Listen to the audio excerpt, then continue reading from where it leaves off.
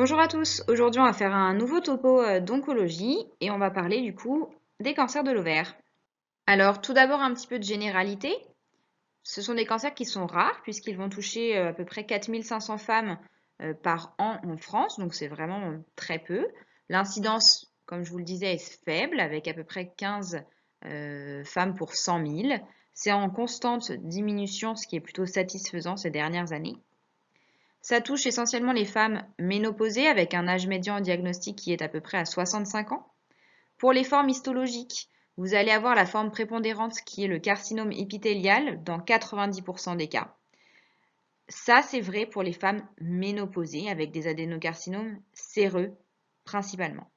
Pour les femmes jeunes, par contre, c'est un petit peu différent. Vous allez surtout retrouver des tumeurs germinales. Donc ce sera plutôt ça à évoquer en première intention. Le pronostic est vraiment sombre. C'est la première cause de décès par cancer chez la femme. Et pourquoi ce pronostic est vraiment mauvais chez ces patientes? C'est parce que le diagnostic est tardif dans plus de 70% des cas. Vous voyez que quand le diagnostic est tardif, la survie à 5 ans pour les patientes est de seulement 35%. Donc c'est vraiment un cancer qui est de mauvais pronostic. A contrario, quand vous avez un diagnostic qui est précoce, donc ce qui est quand même rare, mais qui arrive, la survie pour vos patientes sera plutôt bonne puisque la survie à 5 ans médiane, elle est à 90%. Donc ce qu'il faut que vous reteniez, c'est que si vous avez la suspicion d'un cancer de l'ovaire devant une masse pelvienne, une symptomatologie digestive un peu atypique chez une femme notamment qui est ménopausée, il faut vraiment penser au cancer de l'ovaire rapidement parce que plus vous diagnostiquez votre cancer de l'ovaire tôt, plus vous avez un bon pronostic pour vos patientes. Vraiment primordial à retenir. Les principaux facteurs de risque. Il faut savoir que dans une majorité des cas, le cancer de l'ovaire, il est malheureusement sporadique. C'est-à-dire que vous n'allez pas avoir de facteur de risque prépondérant et on va dire que c'est la faute à pas de chance. L'endométriose est un facteur de risque dont il faut se souvenir. Les facteurs environnementaux, et ça c'est vraiment important. Vous avez le tabagisme comme dans la plupart des cas de cancer. Vous avez l'exposition hormonale prolongée. Quand on parle d'exposition hormonale prolongée, on veut dire une puberté précoce, une ménopause tardive, une patiente qui va être nullipare, un traitement hormonal substitutif ou encore un traitement pour une stimulation ovarienne. Tout ce qui fait qu'on a vraiment une exposition hormonale importante va être un facteur de risque de cancer de l'ovaire et à contrario, tout ce qui limite l'exposition hormonale, donc le fait d'avoir une ménopause précoce, d'avoir une puberté tardive, d'avoir plusieurs enfants, d'avoir un allaitement à plus de 6 mois, ça va être des facteurs protecteurs. Et enfin, les facteurs familiaux. Et ça, c'est pour ça que je vous l'ai mis en rouge. C'est vraiment important parce que c'est retrouvé dans plein de formes de cancer de l'ovaire. Ça compte pour 10 à 20% des cas, donc c'est vraiment important. Et parmi ces facteurs familiaux, vous avez le syndrome sein-ovaire qui est fait par une inactivation de BRCA1 ou 2. Et préférentiellement pour le cancer de l'ovaire, ça va être BRCA1 qui est touché. BRCA2, c'est plutôt dans le cancer du sein. Mais les deux inactivations de ce gène suppresseur de tumeurs vont engendrer un surrisque de cancer de l'ovaire. L'autre grande mutation, ça va être l'instabilité microsatellitaire avec le syndrome de Lynch. Et ça, c'est retrouvé également dans pas mal de formes héréditaires de cancer de l'ovaire. Et il faut facilement l'évoquer devant des antécédents familiaux de cancer, notamment du côlon, de l'endomètre et d'autres types de cancers comme les voies excrétrices supérieures ou l'estomac. Est-ce qu'il existe un dépistage? Oui, mais il va être individuel.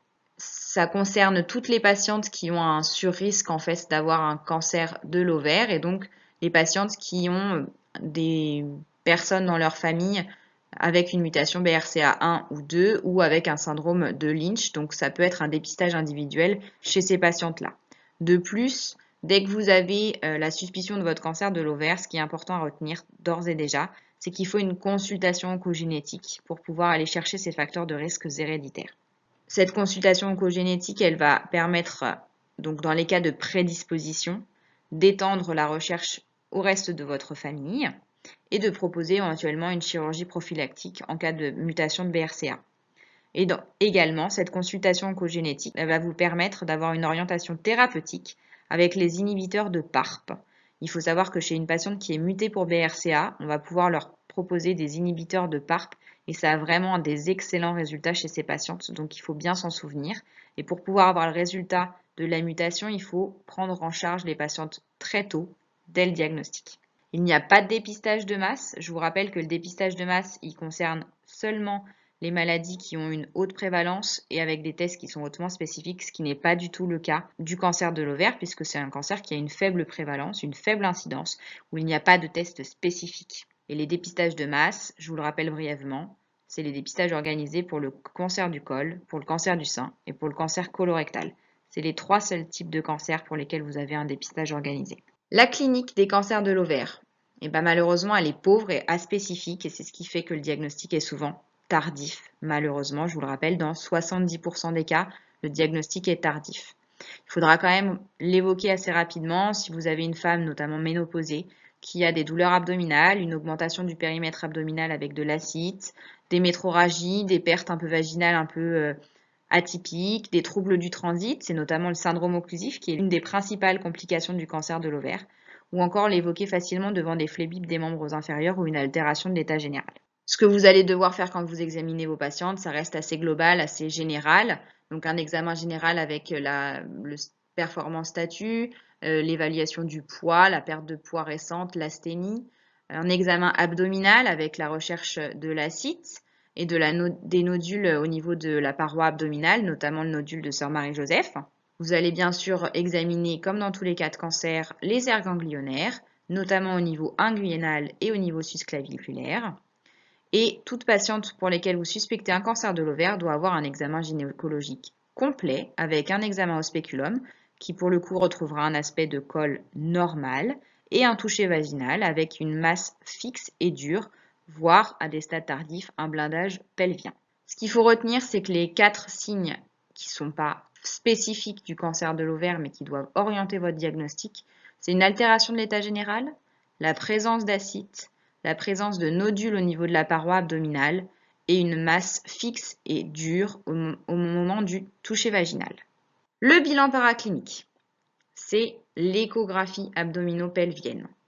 Celle-ci, elle doit être systématique devant toute suspicion de cancer de l'ovaire. C'est l'examen clé. Elle se fait de façon suspibienne avec la vessie pleine et par voie endovaginale avec la vessie vide pour pouvoir bien visualiser les lésions gynécologiques. Le Doppler va être important également et il faut savoir que c'est un examen qui est très sensible, donc c'est vraiment primordial de le faire. Les critères pour pouvoir suspecter votre cancer de l'ovaire à l'échographie, c'est donc une lésion avec une taille de plus de 6 cm, donc vous voyez c'est quand même franchement gros, des parois qui vont être épaissies, donc on voit à cet endroit-là l'épaisseur des parois qui est pathologique, un contenu hétérogène, donc vous voyez vraiment que là, sur cette échographie, vous avez un contenu avec des végétations qui sont au sein de votre lésion kystique. Il y a une hypervascularisation qui est plutôt centrale au niveau de votre kyste quand vous faites le Doppler. On voit ici qu'il y a de la coloration vraiment au milieu de la lésion. L'atteinte, elle est souvent bilatérale et c'est des masses solides ou mixtes. Ça peut vraiment être les deux. L'échographie, elle vous permettra d'avoir un premier bilan un peu d'extension parce qu'elle va aller rechercher également une ascite, des lésions péritonéales, un gâteau épiploïque. Donc c'est vraiment important de réaliser l'échographie abdominopelvienne. Le reste de l'examen paraclinique. Donc vous pouvez faire une IRM pelvienne, mais celle-là, elle doit être réservée si vous avez un doute à l'échographie ou alors pour le bilan des masses ovariennes isolées. Elle ne fait pas partie du bilan paraclinique général pour toute patiente qui a une suspicion de cancer de l'ovaire, mais vous devez y avoir recours en cas au moindre doute. Le scanner thoraco-abdominal, ça c'est important, il va vous permettre d'avoir le bilan d'extension. Comme vous voyez ici, donc vous voyez votre masse ovarienne, donc ça permet quand même aussi d'en préciser les caractéristiques. On voit ici qu'elle est assez grande, qu'elle est irrégulière, qu'elle a un contenu qui est hétérogène, donc ça reprend les caractéristiques de votre échographie. On voit ici la présence d'acide, on voit également qu'il y a la présence de ganglions, possiblement, et des lésions de carcinose péritonéale également, ou encore d'épanchement pleural. Donc là, c'est déjà un stade évolué de néoplasie. Le scanner thoraco-abdominal va permettre vraiment d'avoir un bilan d'extension complet de votre néoplasie. Les autres bilans, le TEP scanner, ce n'est pas un examen de première intention. Il doit être réservé vraiment dans les cas de suspicion de rechute en cas de scanner négatif. C'est plutôt un examen qu'on fait dans le suivi des patientes. Les marqueurs tumoraux. Alors, ils ne sont pas recommandés parce qu'ils ne sont pas spécifiques et peu sensibles.